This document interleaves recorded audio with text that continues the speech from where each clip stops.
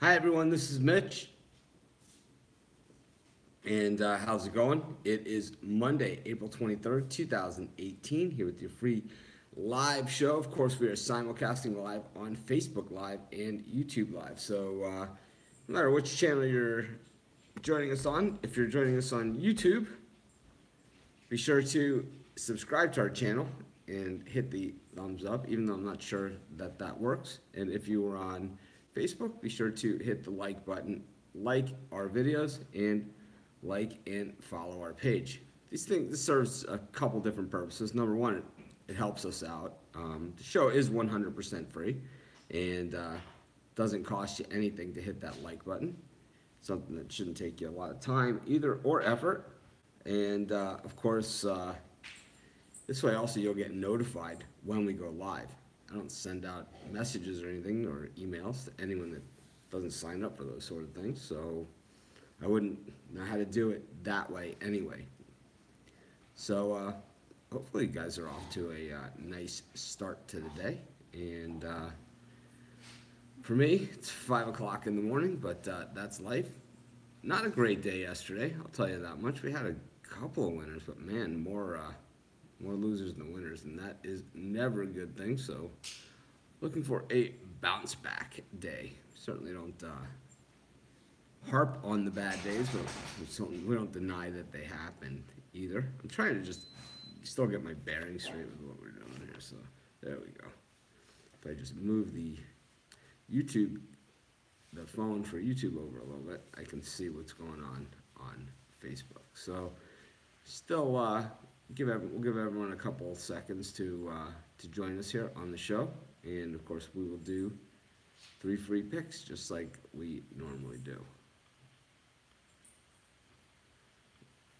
Let's see what we have going on. It's kind of like I have a bunch of different screens I have to get together now. So it makes it a little, I wouldn't say difficult, just different. It's kind of like a different routine. It's more of a setup thing that I got to do. But looks like everyone a little slow getting here this morning. So it all works out fine. But we are here at 11 a.m. Eastern Time, 7 days a week, 365 days a year. Once in a while, I'll be traveling during that time, and we'll give you a heads up on that. So be sure to just stay on top of it. Like, I know next Wednesday I'm traveling, but the thing is that I'm not traveling during the time of the show. I'm traveling afternoon my time, so won't get caught.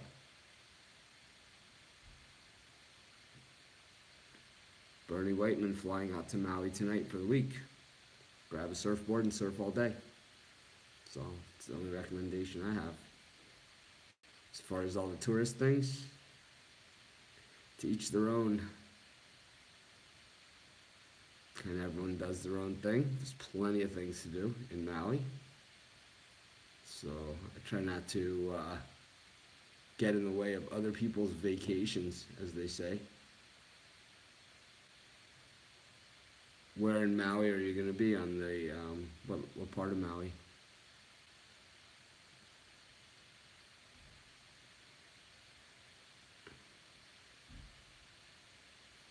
Anyways, we're here 7 days a week, 365 days a year, doing free picks. Some days better than others. I gotta say, yesterday not a great day. It's just one of those. We took our shots, and I gotta say, they just didn't work out for us. It's like it happens sometimes.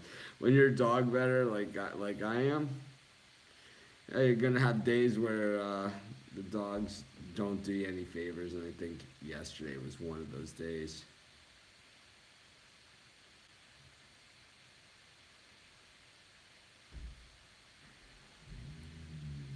Anyways, let's get to our first pick of today's show.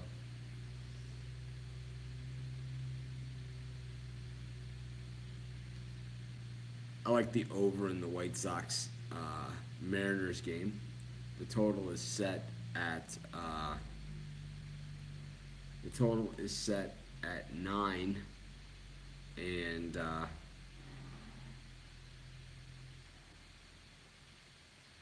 so the total set at 9. We got Gonzalez and Leak going. You know, the White Sox defense is absolutely horrible. They've been this is really one of the worst White Sox teams I can remember. Seattle's been hitting the ball pretty well. The White Sox can hit. They just, when they do hit, they don't seem to get their runners home. I think eventually that's all going to click, and against Mike Leake, it's a spot where it can happen. 9 just doesn't seem like such a big number for these two teams, so I'm going to take the over in the Seattle White Sox game. That'll be our first pick for today's show. Bernie says he's staying at the Fairmont, which is 3/4 of a mile from my house.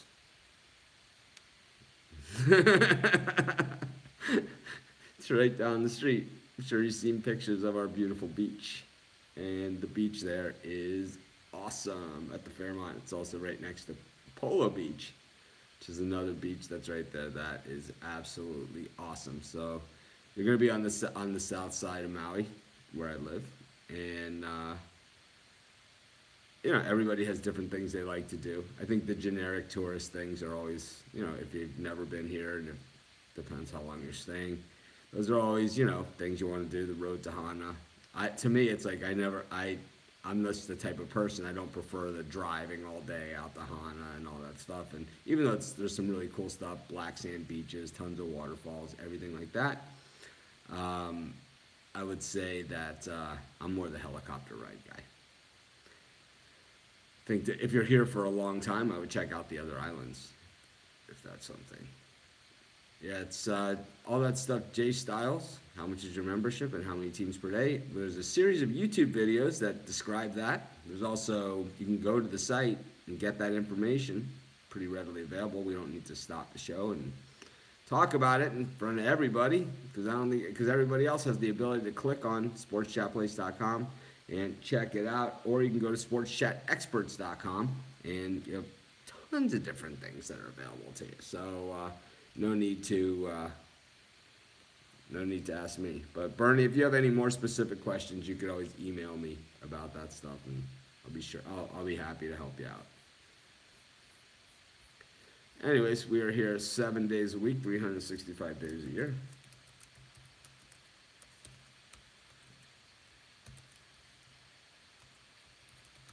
So on the YouTube, they give you the ability now to type on there.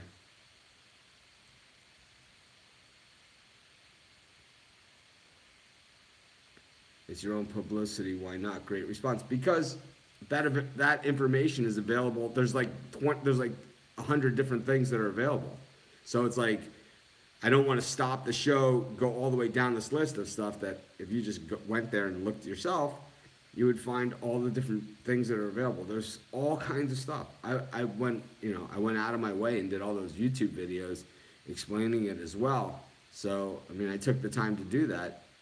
Why not check it out? It's like, why is your question more important than the time of, the 1,000 other people that are on the show? I think that, to me, is the bigger question.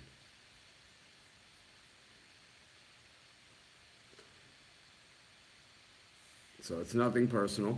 Doesn't mean we don't love you. Doesn't mean we don't appreciate people's business. It means that information's available. So not everybody, that's not what people are here for. People are here to hear picks. So let's get to another pick. Let's head to Oakland. Let's head to Texas, where the A's are taking on the Rangers. The A's playing some pretty decent baseball. We knew they would, most of the season, but the Rangers absolutely hideous so far this season. 8-15 on the year, but they're plodding along. They're worse teams certainly than the Rangers, but Matt Moore just doesn't seem to have it. Trevor Cahill, this is a guy who you never really can depend upon over the long haul. So it makes this one a tough call. that the Texas bullpen 4.18 ERA, but the Oakland bullpen 3.86 ERA. But the deal here, Matt Moore pitching for the Rangers, and Oakland hitting 271 against lefties. So I'm going to take Oakland in this one. I'm with Alex. I like to fade Moore as well. So yeah, Matt Moore is generally pretty awful. It's like something happened to him a few years ago, and I'm not sure what it was. He kind of was pitching really well, and then I'm going to move you YouTube guys because you're kind of running into the Facebook camera. There you go, just a little bit. But anyways, of course, this show always 100% free. All we ask is that you hit the like button, and if you're watching on YouTube, subscribe to our page. Yeah, he was great on Tampa a few years ago, and then all of a sudden it was like the bottom fell out on him. So I usually think if they can't revamp your pitching in San Francisco, or he hasn't been to St. Louis, but I think San Francisco and St. Louis are the places where you reinvent your pitching. I mean, look at Johnny Cueto. It's not going to happen for you. So I don't think it's going to happen for Matt Moore. I like Oakland here. Oakland has always been, even in their bad years, and all the Billy Bean teams, they're kind of like a pesky team. And I know it's that Billy Bean formula of this guy can hit this guy, and this guy can do this, and this guy can do this. And it's all this numbers game. But it's, they just always seem pesky, right? Like very, very tough to put down for the count. Even when they lose, and even against the very, very best teams. Like we saw the Red Sox go into Oakland red hot. Yesterday, the Red Sox went out with their tail between their legs, when Davis hit that home run in the 8th inning. And I had the Red Sox yesterday to bounce back, which they didn't do. Mark Kirchberg wants to know, are the Brewers actually good? I think the jury is still out. I think they still have some holes. I think they have some holes in the bullpen. And I think they have some holes in the starting rotation. They beat the Marlins. I don't think there's a lot to that. When they hosted the Cubs, that series didn't go so well for them. So I don't think the Cubs are one of the top teams this year. So I don't know. I think the jury is still out on the Brewers, and just the jury's still out on a lot of teams. I really think the team that, if there's an up and coming team out there, a team to really watch out for that's on nobody's radar. I mean, there's teams that everybody knows, right? The Astros, right? Everyone knows that these teams are going to be good, and even some of these teams that have had some slow starts, and the Angels kind of in a rough spot right now, but they're probably better than what we've seen from them over the last week. And I think, we've talked about the Braves a lot, how they're an up-and-coming team. But to me, the team to watch, and we're going to get some really good value on them, is the San Francisco Giants. I really think that this is a team to watch.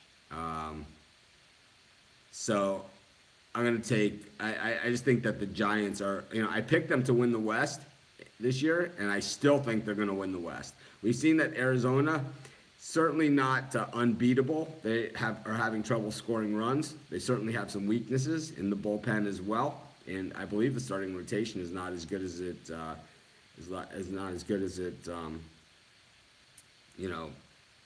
it's just not that good. But when the Giants get Madison Bumgarner back, he's the number one. Yeah, we don't use the word lock on our show. So what we're going to do is we're going to remove that.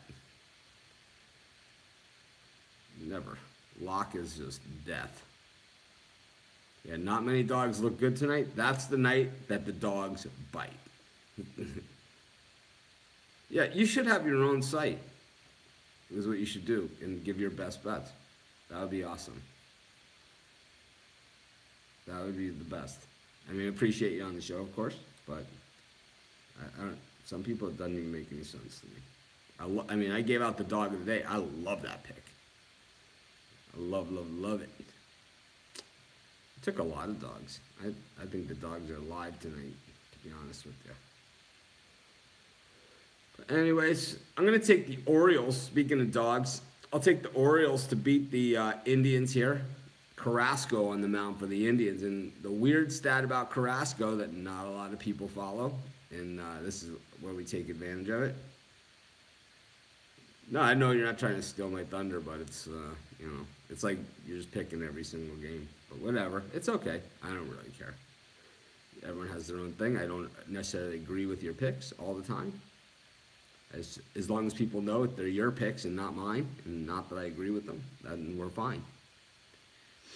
I like the Orioles tonight. I generally am not a Kevin Gausman fan, but I'm less of a fan of Carlos Carrasco in games outside of the American League Central. So Carrasco is one of those guys that inside the American League Central, you look at his ERA inside the Central, it's like .01, right? It's like .01 or something. I mean, it is ridiculous. Carrasco's ERA inside the American League Central over the last 2 years has been off the chart. Outside of the American League Central, it's like 5. So I expect the Orioles to hit him and hit him hard. I like the Orioles in that one. I think it's a layup. So that'll be that. Let's take a quick look at NBA. See what we got going on.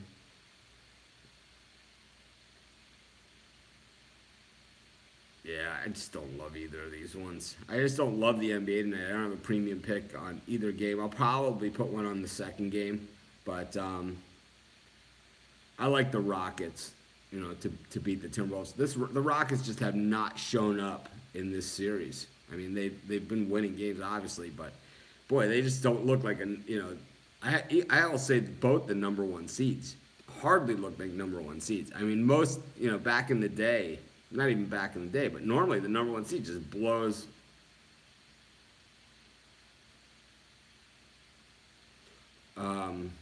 Normally the number 1 seed just blow out the number 8 seed, and we're not seeing that this year. So I think the Rockets are the better team, a lot better team. But the Timberwolves to me were one of the most disappointing teams in the NBA this year. To finish as an 8th seed with that roster, I know Butler was out most of the year, but look at the other, superstar lineup they have. This is a team that we could probably expect a lot of things from in the future, but I expect the Rockets to wake up. I don't think they're a typical 8 seed, but I don't think the Wizards are a typical 8 seed either. But it's, they are. You are what you are. Your record is your record. And I think that the Timberwolves have been a team that have lost a lot of winnable games. They've lost, that's the reason they're an 8 seed is they've lost a lot of games that they should have won. I mean, they lost some, if you look, they lost to more lottery teams than probably any team in the playoffs. QQQ Wilson, why do you find it easier to cap games within the division? Because capping games is generally all about matchups, and teams within divisions, the same divisions, we don't know if Butler's a closer because this is his first year with the team and he missed most of the season. So we don't know. We don't know what he is at this point. He's not the glue because he hasn't been there. So how could he be the glue? It's not like he's the 8-year veteran that's held this team together. He's been there for this season that he missed.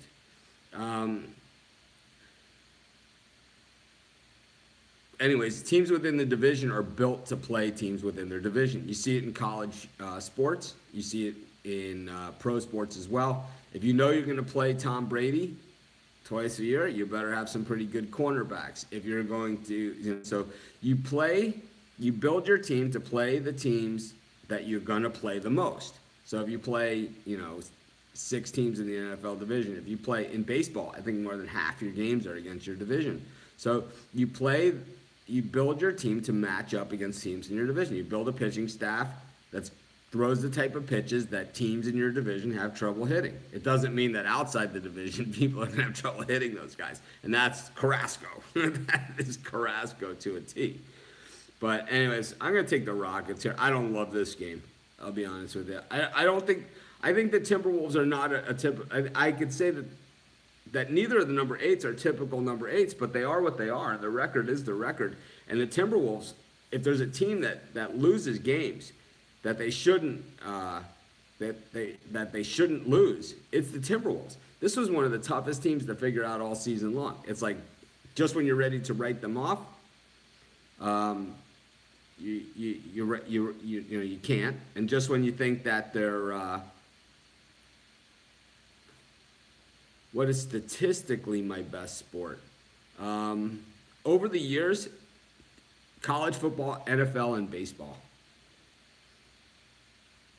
have always been my best.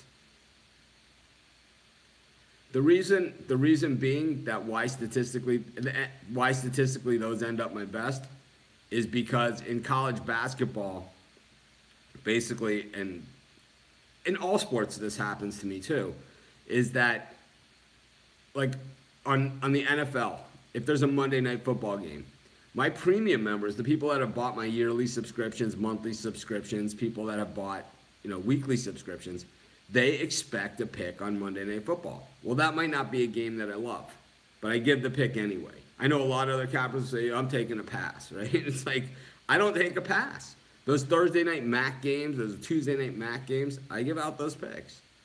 So in college football, it seems that I can get by doing that. In the NFL, Monday night this past year, I only lost one Monday Night Football game all season, which was amazing. I had the one push on opening night, and I lost only one other Monday Night Football game all year. It was the best Monday Night Football I ever had. I will probably never be that good again on Monday Night Football because, like I said, there's always a lot of games.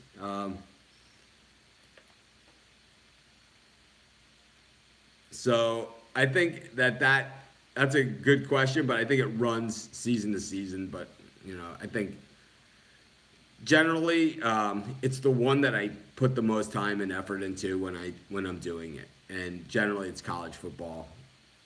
I think college football I make my best. Like, of the picks that I rank the highest, I think in college football, I think I nail more of those than in any other sport. The ones that I say, this is the game, this is the game of the games, right? This is the one, 2 years ago, Alabama, LSU, this is the game. Miami, Notre Dame, this is the game, it's like Wisconsin, Iowa this year. This is the game. It's like when it's like when you're just, this year, Michigan against Ohio State getting the points.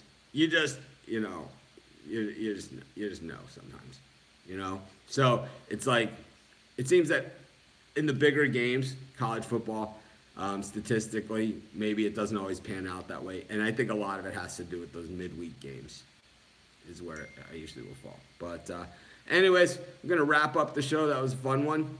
But we will be back tomorrow at 11 a.m. Eastern Time. And be sure to check out our best bets each and every day. And, of course, check out our other live show with Craig Trapp at picksandparlays.net. So have a great day, everyone. I'm going surfing. It's got big waves here in Maui today.